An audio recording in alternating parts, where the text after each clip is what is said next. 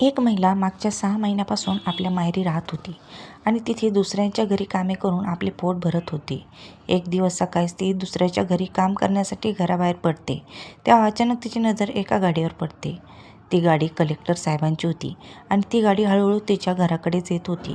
त्या गाडीला पाहिल्यानंतर ती महिला थांबते आणि त्या गाडीकडे पाहत राहते. तेवढ्यात ती गाडी तिच्या घरापासून थोड्या अंतरावर येऊन उभी राहते आणि त्या गाडीमधून तिचा गावंढळ नवरा उतरतो. जशी ती महिला हे सर्व पाहते तेव्हा ती हैराण होऊन जाते. ती महिला कोण होती आणि कोणत्या कारणाने तिचा गावंढळ नवरा कलेक्टर साहेबाच्या गाडीतून उतरला होता हे जाणून घेण्यासाठी कथा शेवटपर्यंत ऐका. झारखंडच्या एका छोट्याशा गावामध्ये एक मुलगी राहत होती. तिचे नाव होते मीनाक्षी. मीनाक्षी अभ्यासात खूपच जास्त हुशार होती. तिने 12वीपर्यंतचे शिक्षण पूर्ण केल्यानंतर तिने नुकतेच ग्रॅज्युएशन पूर्ण करण्यात ॲडमिशन घेतले होते. मीनाक्षीला शिकवून मोठी अधिकारी बनायचे होते, परंतु तिची गरिबी तिचे स्वप्न साकार होऊ देत नव्हती. तिच्या बाबाकडे जास्त पैसे नव्हते, परंतु तिचे बाबा कसे तरी आपल्या मुलीला सरकारी शाळेत त्यानंतर सरकारी कॉलेजमध्ये शिकवत होते. परंतु एक दिवस जेव्हा मीनाक्षी कॉलेजमध्ये जाते तेव्हा एक व्यक्ती मार्केटमध्ये आली होती. त्या व्यक्तीची नजर मीनाक्षीवर पडते. मीनाक्षी भलेही गरीब असेल, परंतु ती कॉलेजमध्ये खूप चांगल्या प्रकारे जात असे. ती इतर मुलींप्रमाणे इकडे तिकडे नजर फिरवत नसायची. ती समोर पाहूनच नेहमी चालत असायची आणि मीनाक्षीचे हेच वागणे त्या व्यक्तीला आवडते. तो व्यक्ती जवळच्याच गावातील जमीनदार होता. त्याच्याकडे खूप सारी जमीन होती. त्या व्यक्तीला 2 मुले होती.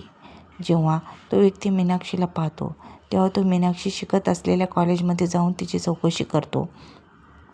तिथून त्याला तिच्या घरचा पत्तासुद्धा सापडतो. त्यानंतर ती व्यक्ती मीनाक्षीच्या घरी जाते आणि तिच्या बाबाकडे त्यांच्या मुलीचा आपल्या मुलासाठी हात मागू लागते. त्या माणसाने आपला सर्व परिचय दिला. नंतर मीनाक्षीच्या बाबांना समजते की हा एक खूप मोठा जमीनदार माणूस आहे आणि हा त्याच्या मुलासाठी आपल्या मुलीचा हात मागत आहे. तेव्हा मीनाक्षीचे बाबा म्हणतात की साहेब, का उगाच गरिबाची मस्करी करत आहात? आम्ही गरीब नक्कीच आहोत, परंतु आमची अशा प्रकारची मस्करी करू नका. तेव्हा तो जमीनदार म्हणतो, तुमच्या मुलीचे वागणे मला खूप आवडले आहे आणि मला अशी मुलगी माझ्या मुलासाठी बायको म्हणून, माझ्या घरची सून म्हणून हवी आहे. मला लग्नामध्ये तुमच्याकडून काहीच नको आणि जर तुमची लग्न करण्याची ऐपत नसेल तर मी माझ्या पैशांनी तुमच्या मुलीचे माझ्या मुलासोबत लग्न करून देईन. फक्त तुम्ही या लग्नासाठी होकार द्या. जेव्हा मीनाक्षीचे बाबा या गोष्टीचा विचार करतात की आपल्याकडे पैशाची चणचण आहे आणि आपल्या मुलीचे लग्न अगदी सहजरित्या चांगल्या घरात होत आहे, तेव्हा मीनाक्षीचे बाबा सुद्धा लगेच त्या नात्यासाठी होकार देतात. आणि जेव्हा मीनाक्षीच्या कॉलेजमधून घरी येते तेव्हा तिचे बाबा तिला म्हणतात, बाळा, तुझ्या लग्नासाठी एक नाते आले आहे आणि आम्ही लोकांनी त्या नात्यासाठी होकार दिला आहे. हे खूप मोठे घराणे आहे. त्यांच्याकडे खूप सारी जमीन आहे. ते मोठे जमीनदार लोक आहेत. ते बाजूच्या गावातील जमीनदार लोक आहेत.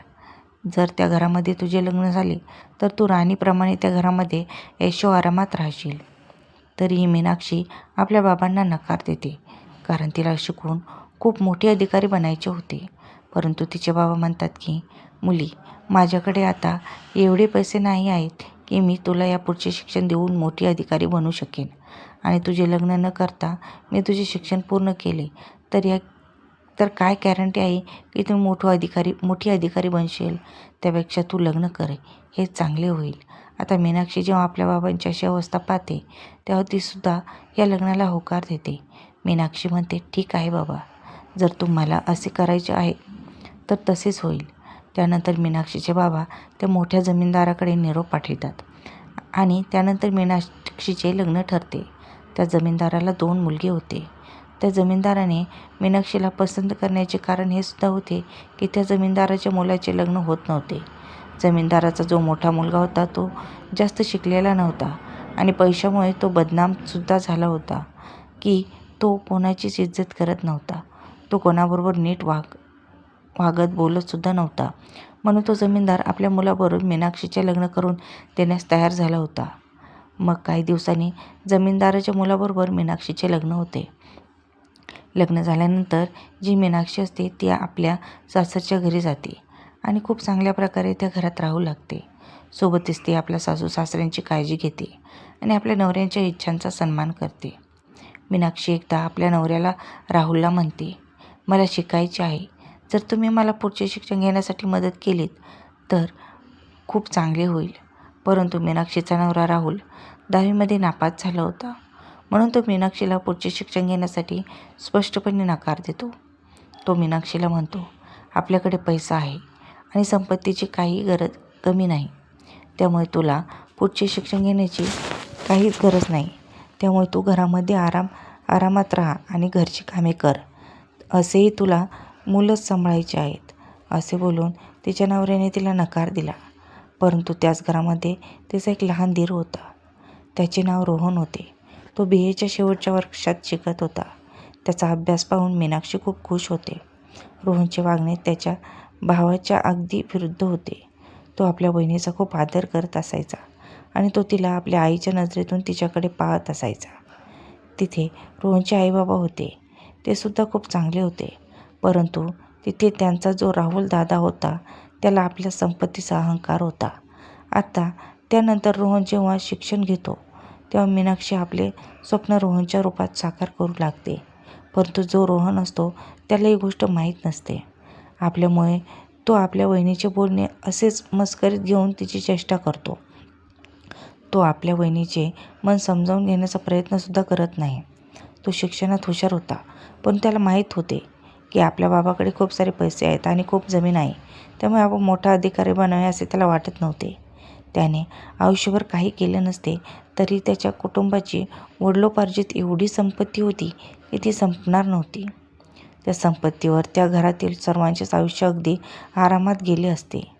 त्यामुळे मीनाक्षीच्या बोलण्यावर रोहन काय घरातील कोणीच लक्ष देत नाही. पण जेव्हा अचानक एक दिवस रोहन एका हॉटेलमध्ये बसला होता. त्या हॉटेलवर कलेक्टर साहेब येतात. त्यांचा रुबाब पाहून तो एकदम हादरून जातो. ते त्यांच्या शहरातील कलेक्टर साहेब होते. त्यांच्यासोबत सुरक्षा रक्षकसुद्धा होते आणि सोबतच सरकारी गाडी होती. ती गाडी चालवण्यासाठी ड्रायव्हरही होता. हे सर्व पाहून तो पूर्णपणे हैराण होतो आणि तो विचार करू लागतो की जर आपण रुबाब हवा असेल तर पैशाच्या तुलनेत हे खूप जास्त मोठे आहे. कारण कलेक्टर साहेबांना तेथील प्रत्येक माणूस योग्यच मानसन्मान देत होता. प्रत्येकजण त्याची सेवा करण्यासाठी पुढे जात होता. हे सर्व पाहिल्यानंतर रोहन आपल्या वहिनीच्या सर्व गोष्टी ऐकू लागतो. त्याची वहिनी त्याला मोठा अधिकारी बनण्यासाठी सतत प्रोत्साहन देत असते. हळूहळू मीनाक्षीचा छोटा दीर त्याचे शिक्षण पूर्ण करतो आणि त्यानंतर तो मोठा अधिकारी बनण्यासाठी स्पर्धा परीक्षेची तयारी करण्यासाठी बाहेर जाण्यासाठी इच्छुक असतो. जेव्हा राहुलला समजते की आपला लहान भाऊ रोहनला अजून शिकायचे आहे तेव्हा सुरुवातीला तर तो नकार देतो. राहुल त्याला म्हणतो, रोहन तू शिकून काय करणार? त्यापेक्षा घरामध्ये आरामात राहा.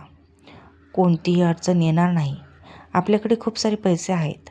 पण रोहनच्या मनाने जे त्याच्या वहिनीने बिंबवले होते की मोठ्या अधिकाऱ्याला खूप मान सन्मान असतो, त्याची रक्षा करण्यासाठी सतत सुरक्षा रक्षक त्याच्या अवतीभोवती असतात, या गोष्टी असतात त्याच्या डोक्यात फिरत होत्या. अशातच त्याने कलेक्टर साहेबांना सुद्धा पाहिले होते. म्हणून आता रोहनला त्याचं कोणीतरी मोठा अधिकारी व्हायचे होते. त्यामुळे तो आपल्या दादाकडे हट्ट करतो. तेव्हा रोहनचा मोठा भाऊ राहुल त्याला नकार देतो आणि म्हणतो, मी तुला शिक्षण घेण्यासाठी कुठे पाठवणार नाही. हे जेव्हा छोटा भाऊ रोहन ऐकतो तेव्हा तो आपल्या दादासोबत वाद घालण्यास सुरुवात करतो. जेव्हा त्या दोघा भावामध्ये वाद होतो तेव्हा जो मोठा भाऊ असतो राहुल, तो म्हणतो, तुला किती हट्ट करायचा आहे तेवढं कर, पण मी तुला दुसरीकडे जाऊन शिक्षण घेऊन देणार नाही आणि तरी तुला पुढचे शिक्षण घ्यायचे असेल तर तू घे, पण त्यासाठी तुला घरातून 1 रुपया मिळणार नाही. तुला आम्ही अजिबात मदत करणार नाही. राहुल जो होता तो घरातील मोठा मुलगा होता. त्यामुळे घरची पूर्ण सूत्र आता त्याच्या हातामध्ये होते. आईबाबासुद्धा आपल्या मोठ्या मुलाला समजवण्याचा प्रयत्न करत होते, परंतु त्याला जास्तच गर्व झाला होता. त्यामुळे तो स्पष्ट शब्दात नकार देतो. त्यानंतर रोहनला जेव्हा आपली स्वप्न तुटताना दिसतात तेव्हा तो एका संध्याकाळी आपल्या वहिनीबरोबर बोलत होता. जेव्हा त्याच्या घरामध्ये त्याचा दादा नव्हता तेव्हा रोहनची वहिनी मीनाक्षी त्याला काही पैसे आणून देते आणि म्हणते की हे घे रोहन पैसे, आणि ह्या पैशातून चांगले शिक्षण घेऊन एक चांगला अधिकारी बनवून दाखव. पण मी तुला पैसे दिले आहेत ही गोष्ट तुझ्या दादाला समजायला नको. असे बोलून मीनाक्षीने आपल्या छोट्या दिराला ते पैसे दिले होते. जे पैसे ती आतापर्यंत स्वतःजवळ जमा करून ठेवत होती. कारण मोठ्या घरामध्ये तिचे लग्न झाले होते. त्यामुळे लग्नाच्या वेळेला जेवढे पैसे तिच्याजवळ जमा झाले त्या सर्व पैशांनी तिला एकत्रितपणे स्वतःजवळ सामावून ठेवले होते. आता रोहनला जेव्हा पैसे मिळतात तेव्हा तो आपल्या आईबाबांचे आशीर्वाद घेतो, त्यांची परमिशन घेतो आणि क्लास लावण्यासाठी दिल्लीला मध्ये निघून जातो. रोहन तिथे जाऊन आपला अभ्यास करतो. पण इकडे राहुलला जेव्हा ही गोष्ट समजते की रोहन निघून गेला आहे तेव्हा तो खूप नाराज होतो. परंतु रोहनने त्याच्याकडून पैसे घेतले नव्हते, त्यामुळे राहुल त्याला काहीच बोलू शकत नव्हता. हळूहळू वेळ निघून गेली आणि वेळेनुसार रोहनला अजून पैशाची गरज लागते. तेव्हा रोहन आपल्या बाबांबरोबर याविषयी बोलणे करतो. परंतु त्याचे बाबा आता पूर्णपणे लाचार होते, कारण एवढ्या मोठ्या घरची पूर्ण जबाबदारी रोहनच्या बाबांनी त्यांचा मोठा मुलगा राहुलच्या ताब्यात दिली होती. आणि मोठ्या मुलाला अजिबात वाटत नव्हते की आपला लहान भाऊ शिकून यशस्वी बनावा. त्यानंतर रोहन या गोष्टीने चिंतेत राहू लागतो आणि हीच गोष्ट कुठून ना कुठून मीनाक्षीला समजते. जेव्हा मीनाक्षीला समजते की आपल्या दिराला पैशाची गरज आहे तेव्हा आपले दागिने काढून ती सासऱ्यांकडे देते. जे दागिने तिच्या सासऱ्यांनी तिच्या लग्नात तिला घातले होते ते दागिने त्यांच्या हातात देत म्हणते की हे दागिने घेऊन जा आणि विका. त्यातून जे काही पैसे मिळतील ते सर्व पैसे तुम्ही रोहनला पाठवा, कारण तो शिकून मोठा अधिकारी बनायला हवा. हे सर्व पाहून मीनाक्षीच्या सासू सासऱ्यांच्या डोळ्यात पाणी आले होते. ते मनसोक्त आपल्या सुनेचे आभार मानत होते आणि त्याला धन्यवाद म्हणतात. मुली, नक्कीच आम्ही कोणते तरी चांगले काम केले असेल म्हणून तुझ्यासारखी संस्कारी सून बिचारी मुलगी आमच्या कुटुंबात आली आहे. जर तू नसतीस तर आमच्या लहान मुलांचे शिक्षण अजिबात झाले नसते. त्यानंतर रोहनचे बाबा ते दागिने विकतात आणि त्या दागिन्यापासून मिळालेले पैसे रोहनपर्यंत पोहोचतात. ते सर्व लोक ही गोष्ट त्या घराचा मोठा मुलगा राहुलपासून लपवून ठेवतात आणि आता लपून छपून या सर्व गोष्टी होत असतात. हळूहळू वेळ निघून जाते. त्यानंतर जो रोहन असतो तो कलेक्टर बनतो. पण तो कलेक्टर बनल्यानंतर सुद्धा तो तिथून परत आला नव्हता. तो तिथून आपल्या ट्रेनिंगसाठी निघून गेला होता. रोहनने कुटुंबामध्ये ही गोष्ट सांगितली नव्हती की तो कलेक्टर बनला आहे, कारण त्याला गपचूप ट्रेनिंग पूर्ण करून घरच्या लोकांना सरप्राईज द्यायची होती. त्याचे आपल्या आईबाबांबरोबर बोलणे तर व्हायचे, पण त्याची कधीच ही गोष्ट आपल्या आईबाबांना सांगितली तर नव्हतीच. पण त्याला शंका येईल असा सुद्धा तो वागला नव्हता. तो सतत आपल्या आईबाबांना हेच गोष्ट सांगत होता की माझा अभ्यास खूप प्रकारे चांगला चालू आहे, परंतु अजून मला 2 वर्ष लागतील. पण त्यावेळेला रोहनचे बाबा जेव्हा त्याला पैशाविषयी विचारतात तेव्हा तो नकार देतो, कारण त्याला माहीत होते की त्याची वहिनी त्याच्यासाठी पैसे पाठवण्यासाठी खूप काही सहन करत आहे. म्हणून रोहन ट्रेनिंगच्या कालावधीमध्ये आपल्या घरून पैसे घेण्यासाठी नकार देतो, कारण त्याला आता पगार मिळत होता. म्हणूनच तो आपल्या घरच्यांना सांगतो की आता तुम्हाला पैसे देण्याची गरज पडणार नाही, कारण आता मला जास्त खर्च येईल नाही. मी इथे छोटे मोठे काम करून माझ्यासाठी लागणारे पैसे कमवतो. त्यानंतर हळूहळू रोहनची 1.5 वर्षाची ट्रेनिंग पूर्ण होते. तेव्हा दरम्यान या सर्व गोष्टी राहुलला समजते की त्याच्या बायकोने आपल्या भावाला पैसे दिले आणि सोबतच तिचे सर्व दागिने विकून त्यातून मिळालेले सर्व पैसेसुद्धा तिने आपल्या दिराच्या शिक्षणासाठी पाठवले.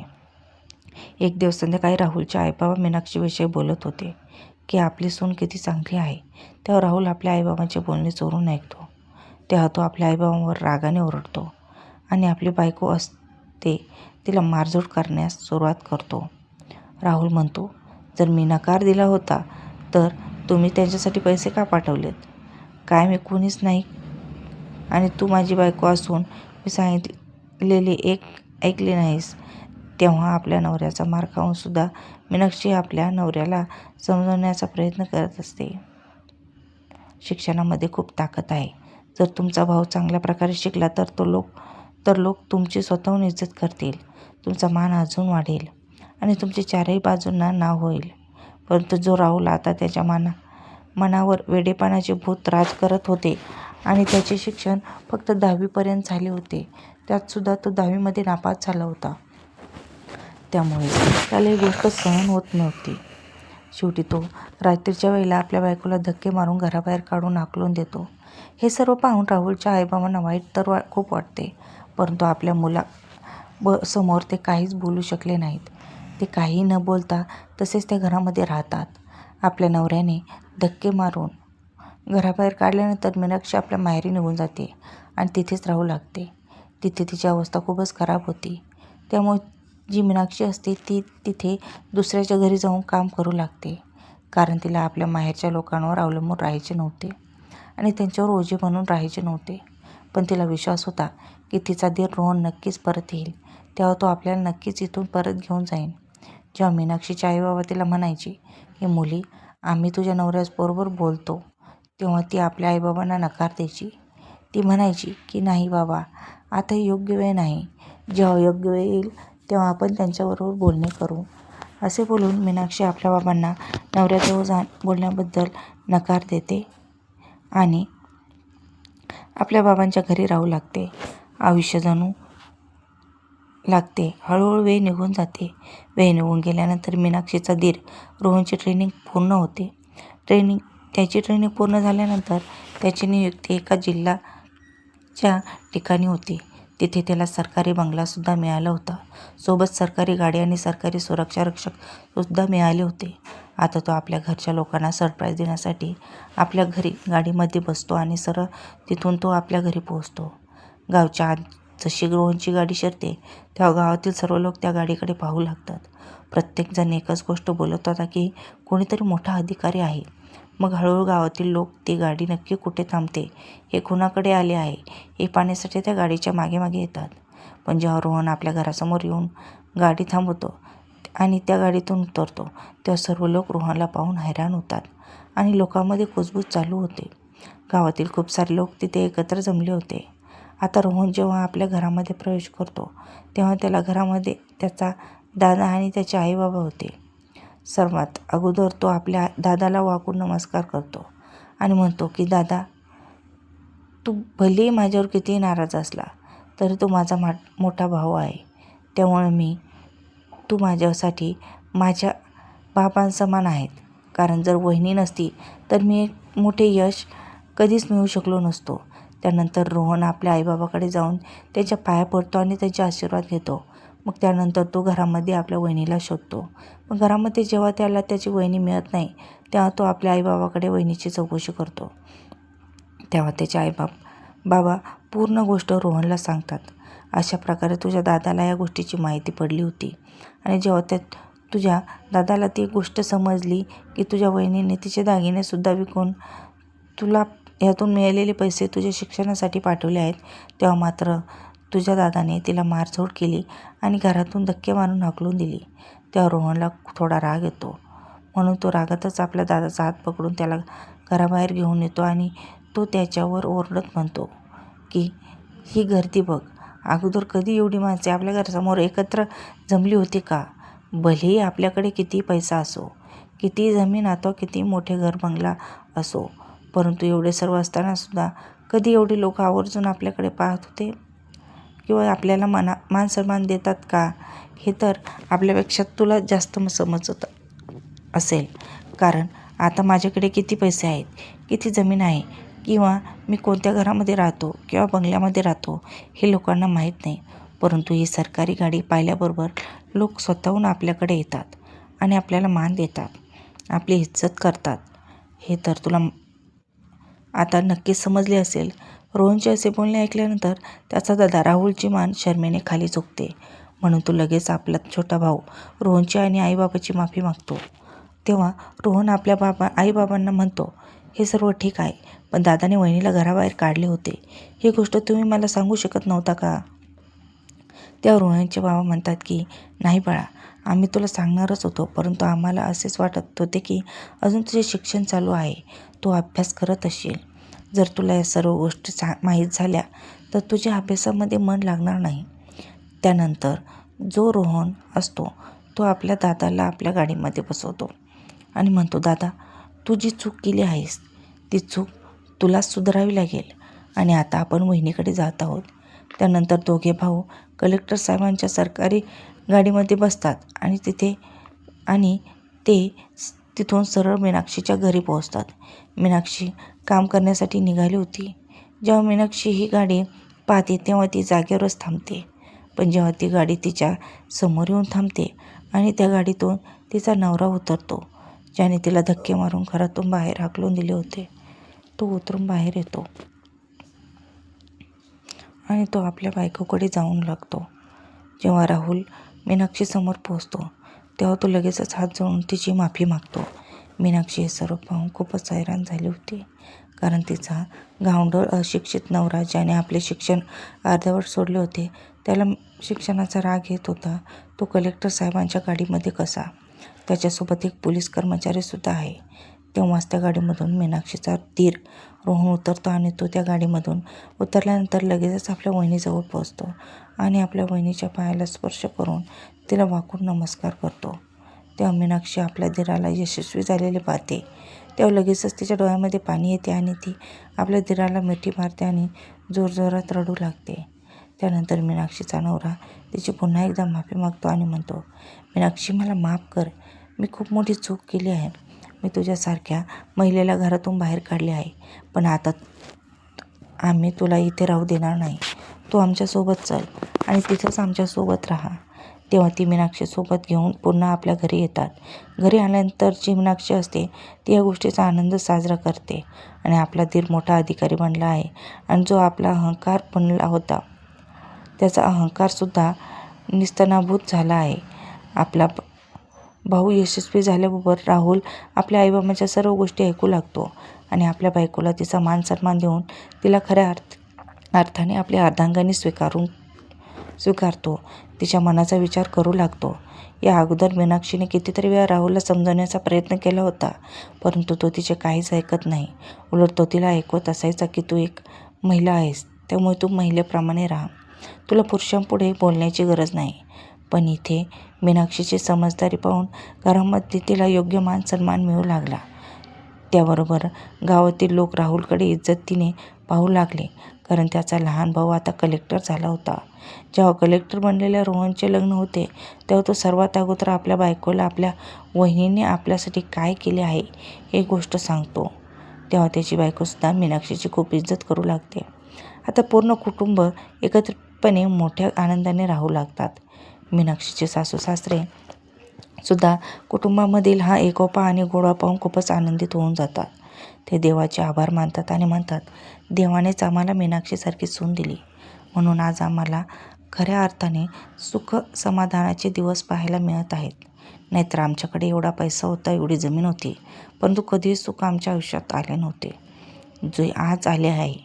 आणि त्याचे खरे श्रेय आमची सून मीनाक्षीला जाते.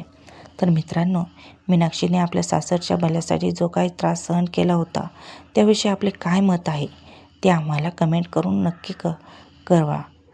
आणि जर तुम्हाला ही कथा आवडली असेल तर कथेला लाईक, शेअर आणि चॅनलला सबस्क्राईब करायला नक्की विसरू नका. धन्यवाद.